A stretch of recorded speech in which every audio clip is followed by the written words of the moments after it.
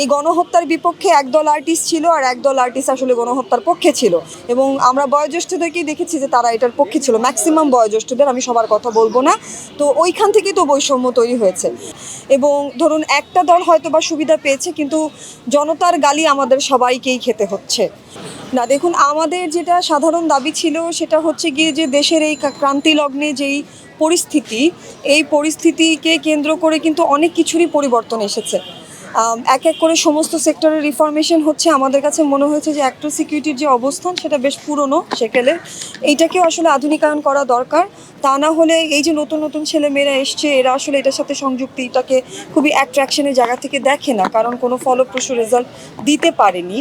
তো ওই সমস্ত জায়গা থেকে আসলে রিফরমেশনের চিন্তা।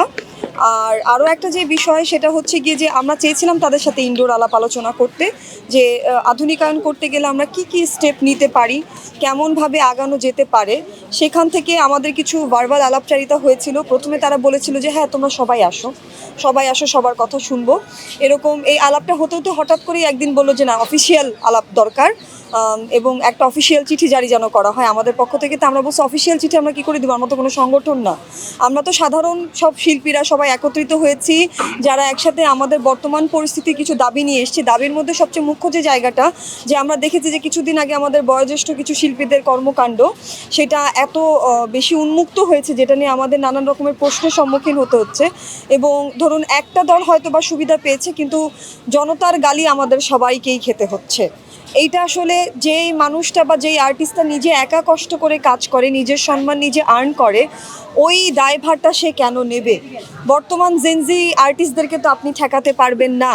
সে যেহেতু কোনো অন্যায় করেনি, সে কোনো লেজুরবৃত্তি করেনি কোনো দলের সাথে, তাহলে সেও কেন গালিটা খাচ্ছে?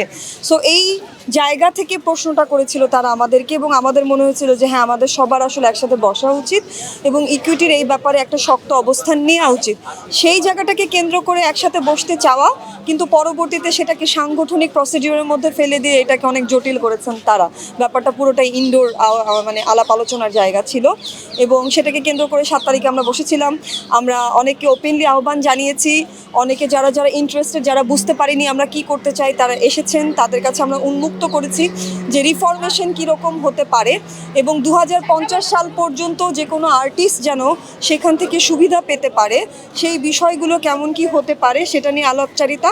এবং সংগঠন অনুসারে এই মুহূর্তে যে ইকুইটি আমাদের অবস্থানরত আছেন, তারা এই সাংগঠনিকভাবে আসলে কতটুকু অবস্থান রাখার জায়গায় আছেন, এইটা নিয়েও আমাদের প্রশ্ন আছে। যেহেতু আমরা হচ্ছে সাধারণ সদস্য অ্যাক্টর সিকিউরিটির, ওখানে অনেকবার আমি শুনেছি যে বলেছে যে এরা কারা, এদেরকে চিনি না, বাট আমি অ্যাক্টর সিকিউরিটির সদস্য, আমি বিশ্বাস করি মানুষ আমাকে চেনে।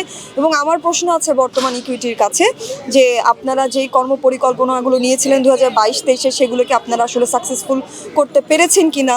ক্রান্তিকালের বিশেষ অবস্থানে এইরকম একটা স্টেটমেন্ট দিয়ে দিয়েছেন, কোনো সাধারণ সভা না ডেকেই আপনারা সরকার পক্ষেও একটা স্টেটমেন্ট দিয়ে দিয়েছেন, সেখানেই তো বৈষম্যটা আগে তৈরি হয়ে গেছে।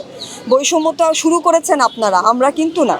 এই গণহত্যার বিপক্ষে একদল আর্টিস্ট ছিল আর একদল আর্টিস্ট আসলে গণহত্যার পক্ষে ছিল, এবং আমরা বয়োজ্যেষ্ঠদেরকেই দেখেছি যে তারা এটার পক্ষে ছিল, ম্যাক্সিমাম বয়োজ্যেষ্ঠদের, আমি সবার কথা বলবো না।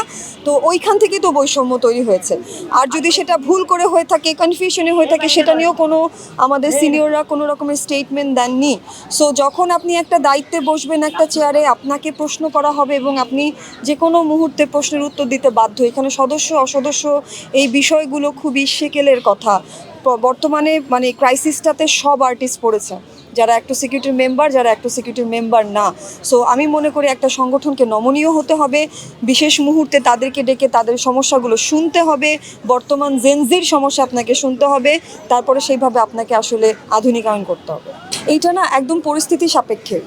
ধরেন রাজনৈতিকভাবে একজন শিল্পী সচেতন হবে, এটা খুবই স্বাভাবিক, কারণ আমাদের বয়স 18 বছর হলে আমরা ভোটার হই, আমাদেরকে কোনো না কোনোভাবে ভোট দিতে হবে, কারণ আমাদের দেশ চালনা করার জন্য আমাদের সরকার লাগবে, যেহেতু এটা গণপ্রজাতন্ত্রী বাংলাদেশ। সেই জায়গা থেকে আমি রাজনৈতিকভাবে সচেতন হতেই পারি, এটা কোনো মানে মতবিরোধের বিষয় না, বা এটা কোনো আপত্তিকর বিষয় না। যখন আমি শিল্পী, ম্যাক্সিমাম শিল্পীকে আসলে নিউট্রাল থাকতে হয়, আমি পার্সোনালি যে কোনো দলকেই সাপোর্ট করতে পারি, কিন্তু আমি শিল্পী, আমার এই ইমেজটাকে ব্যবহার করে বা কোনো দল থেকে আমি সুবিধা নিতে গেলে তখন আমার জায়গাটা প্রশ্নবিদ্ধ হয়ে যায় এবং কনফিউশন তৈরি হয় যে আসলে আপনি কি পলিটিক্যাল দলের কোনো লোক নাকি আপনি একজন শিল্পী। আপনি ওই জায়গা থেকে পলিটিক্যাল পাওয়ারটা কি শিল্প সত্তায় ইউজ করছেন নাকি শিল্প সত্তাটাকে পলিটিক্যাল পাওয়ারে ইউজ করছেন, এরকম কনফিউশন কিন্তু থেকে যায়। সো ওই জায়গা থেকে আমার কাছে মনে হয় যে সবার প্রথমে যেটা গুরুত্বপূর্ণ সেটা হচ্ছে পরিস্থিতি কোথায়। নাগরিক হিসেবে আমাদের একটা বলার জায়গা থাকে, আর্টিস্ট হিসেবে আমাদের একটা বলার জায়গা থাকে, এবং যদি আমি আবার সংগঠনের কোনো ঊর্ধ্বতর কর্মকর্তা হয়ে থাকি বা আমার কাছে যদি দায়িত্ববর্তা, সেখানেও কিন্তু আমার একটা বলার জায়গা থাকে। সো এই বলার জায়গাগুলোকে স্পেসিফিক করা এবং স্পষ্ট করাটা খুব জরুরি।